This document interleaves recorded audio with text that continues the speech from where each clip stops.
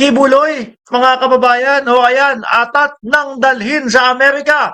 Ontiveros presses for Kibuloy's extradition, mga kababayan. Naku po, baka pag nakarinig ito, handa na, ready na yung eroplano. Dadaling ka na doon sa Estados Unidos. Baka nangangatog na po, no? Si Kibuloy. Kayo, tatanungin ko kayo, mga bossing. Tatanungin ko kayo, sa tingin ninyo, parehas na eroplano kaya ang gagamitin para kay Kibuloy? Parehas kaya na eroplano yung ginamit po kay dating Pangulong Duterte ang gagamitin kay Buloyski kung sakali? Lord Delina, shoutout sa inyo. Oh, ako nakikita ko, hindi eh. Ang tingin ko dyan, mga kababayan, sariling pera o sariling eroplano ng Estados Unidos ang ipapadala sa Pilipinas upang sunduin po si Kibuloy. Once na nagkapayagan na po o nagkaayos na yung pag-uusap ng Estados Unidos at Pilipinas. At pihado ho, mga bossing, ha? Pihado ho ito na ang mga DDS ang isisigaw na naman ho nila, mga boss, Chief Amo Sir, si Buloyski kinidnap. Parehas na parehas so nung sa dating Pangulong Duterte na ang sinasabi nila, ang dating Pangulong Duterte kinidnap.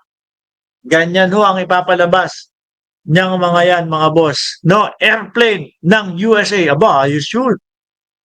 Di ba? Ayos na ayos yun. Sabi ni Gracious Grace, sana oil gagamitin kay Kibuloy. No? Hati katawan, palipad ng tate. Hindi si Kibuloy ayaw. Yan ho, mga bossing, sabi ni, ni Lumer Oliva. Opo, mahina po talaga internet dito sa hotel eh.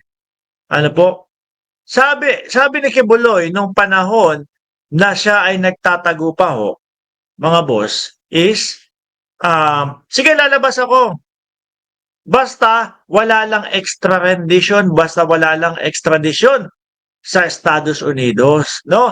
At ang ipinapalabas ho nila, mga kababayan, nung kampo mismo ni Kibuloy, na sila daw po ay porsigido doon sa kaso sa Estados Unidos. Pero ang USA daw po, ang Estados Unidos, sila daw ho, mga kababayan, yung laging nag-uudlot or yung laging nagpo-postpone. Nung malaman natin, hinanap natin, inalam natin kung ano ba ang dahilan kung bakit laging postpone yung kaso ni Kibuloy, eh sila po naman pala, no? Kampo ho ni Kibuloy, yung nagpo-postpone kasi ang dahilan nila, masyado daw madaming kaso.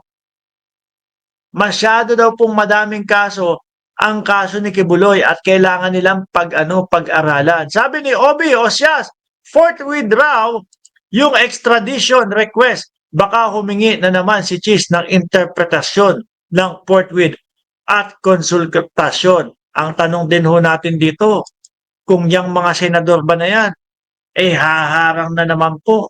Ano po? Naalala nyo? Nung kinukuha si Kibuloy, nung inaaresto ni General Torres si Kibuloy, ay nako mga kababayan, halatang halata yung galawan ng Robin Padilla nung Bato de la Rosa at nung Bongo. Di ba? Ako, basang-basa ko yun mga bossing eh. Para po sa akin, ang nakikita ko doon, yung tipo bang, Senador, mga senador, pumunta na kayo dito. Bakit? Wala na eh. No? Wala na, ano na eh. Isang pinto na lang ang pagitan ni Kibuloy at ni General Torre. Kaya po napabiyahe sila noon. Saktong-sakto naman po kinabukasan arestado o huli na o kuha na si Kibuloy, 'di ba? End times kung naalala niyo 'yon. Pero lumulusot pa din yung mga DDS. Sinasabi nila nung panahon na 'yon, ay wala, hindi naman talaga nahuli si Kibuloy. Ang nangyari diyan ay sumuko si Kibuloy kasi ayaw nang magkagulo, etc., etc. Eh gustong-gusto po nila ipahiya si Torre noon, mga kababayan.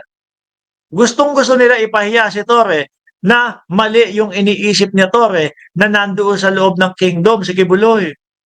Pero wala naman, wala silang naipakitang video o hindi man lang nila naipakita na talagang sumuko si Buloyski. Ang totoong nangyari doon, mga boss, na sinasabi nga po ng kampo ng PNP, nasukol. si Buloyski. Ngayon, ilang buwan lang ang makalipas. Naku po, ang dating Pangulong Duterte na with matching eroplano.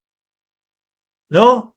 With matching eroplano. Kaya sabi ko, hindi kaya lililinis na yung eroplano na ginamit ng dating Pangulong Duterte papunta doon sa Hague at gagamitin naman ngayon kay Buloyski papunta sa Estados Unidos. Di ba, Sir Archie Beroya? O, na 8360, number 255 ang kanyang like. Sabi ni Ma'am Nelin Lonzano, member ako dati ni Kibuloy for 14 years dito sa Hong Kong pero lumabas na ako noong 2015. Grabe, di ko kaya ang mga givings. Nabudol din ako, magaling kasing mangaral ng salita ng Diyos at naging pera. Hindi, tsaka kapag ikaw nasabihan ka ni Buloyski na kanya ang universe at siya ay mayroong doorknob na diamante, Diyos ko po. Malamang kapag ka ikaw lalaki, pag sinabi sa'yo ni Buloyski, ikaw, lalaki, gagawin kitang manggagawa at ang gagawin mo, magtitinda ka ng otap. Kaya yung mga vlogger ron, mga DDS, mga mukhang nagtitinda ho ng otap. Paano naman pag babae? Ang kwento, pag babae, pinagpapalmolive daw ho. Di ba? Pag babae daw ho, pinagpapalmolive. Maligo ka na, palmolive ang amoy ng buhok mo dapat. Tapos, eto ang isuot mo. Favorite kong pajama. Kingdom of Kibuloy. Grabe. Nanonood ako kagabi kay Coach Jarrett, no? Kingdom of Kibuloy, JIL, Joel is liar, Iglesia na cult. Alam na this. Sabi ni Sil, nakakatakot, baka pag hinuli ni Kibuloy, gunawin niya na yan nga ang hinihintay natin. Hindi yung paggunaw no? Hindi naman kaya ni Kibuloy yan. Yung pagpindot ni Kibuloy ng vibrator, yan ho ang hinihintay nating lahat, mga kababayan. Di ba?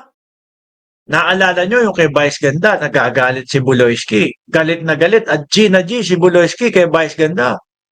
Sabi, stop! Kaya daw po na-stop yung ABS-CBN.